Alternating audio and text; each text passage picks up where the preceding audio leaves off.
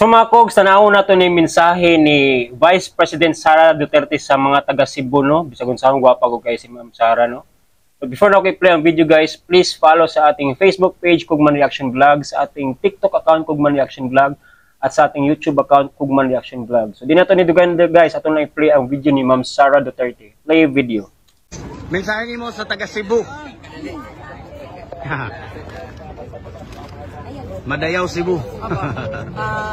Nagapasalamat ko sa tanan mga tiga Cebu City o Cebu Province sa ilahang pagdawat sa ako alin karon sa ako ang pagbisita dinhi sa inyong lugar. Di na maihap kung kapilan ako nagbisita dinhi, pero pasalamat kong mainiton gihapon.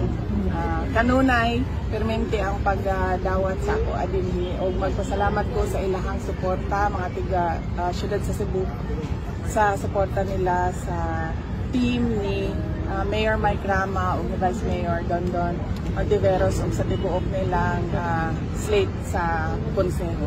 Mamandri Vice na kay mga nagtunan ba? Binindri sa Cebu? Kanilang tanan. Ako ang pag-uban sa ilaha, isip pagpasalamat sa mga taga Cebu sa ilahang padayon nga suporta sa ako sa opisina sa Vice President, and giubanan ako sila nang kampanya, ako nagpasalamat. So balik Thanksgiving ako ilaha kampanya. Bisag asa Vice, grabe kayo ang mga tao, musikit yung Duterte kay daliwa dito sa partner. So kuha na to Vice, reaction pa na to sa grabe ka init na kuha sa mga tao na kuha yung gusto sila paano sa mga grabe ang support sa mga panghitabo. Opo. Mauna siya ang hinungdan kung ano, nagatuyo ko, nagabisita ko, nagatuyo ko sa barangay, handshaking yun personal sa mga tao kay gusto na ko nga mapaabot sa ilaha personal ang pagpasalamat nabisan sa unsa kahugaw sa politika, unsa kagrabe ang pandaot, wala gihapon mawala ang pagtuo o pagsalig sa mga tao sa ako sa mo ang opisina. Importante na siya sa mga employees, no, sa Office of the Vice President, sa ilang moral nga naa ang katawhan nga nagsuporta sa ilahang trabaho o sa ang mga proyekto. Mensahe ni mo Vice President Sara sa tanan nga mga Pilipino, sa mga nagpangga o sa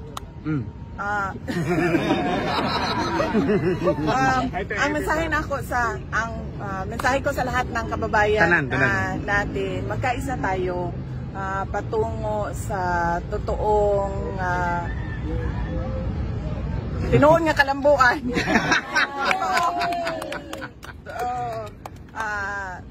Tinuod nga kalambuan.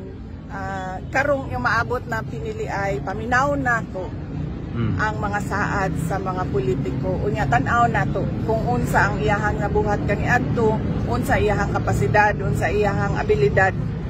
Dili lang ta moboto tungod kay pareho ana, ginaingon ako pirmi walay makakontra ni ani sa akong pagsulti ni ani. Dili na mobuto tungod kay gikan sa political dynasty.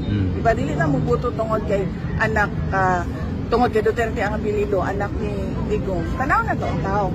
Unsa ba iyahang mabuhat, unsa iyahang nabuhat. O ang pinaka-importante sa tanan, kadtong nisaad siya sa iyahang mga buhaton para sa ato ang nasod, nahatag ba niya?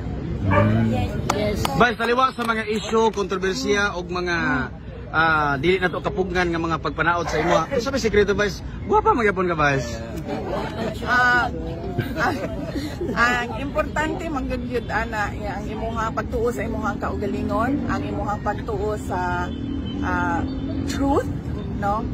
O ang imuhang pagsalig o pagkuha og kusog sa pagsalig sa mga tao kanimo. So mao nang dako kayo ang ako ag yung nagahin yung kuuguras nga magpasalamat sa mga Cebu, sa mga taga Cebu, ug dili lang sa mga taga Cebu kagahapon gikan bisan sa amin sa Occidental. Nagpasalamat pud dito sa mga kaisunan nato. Thank you Vice. Salamat.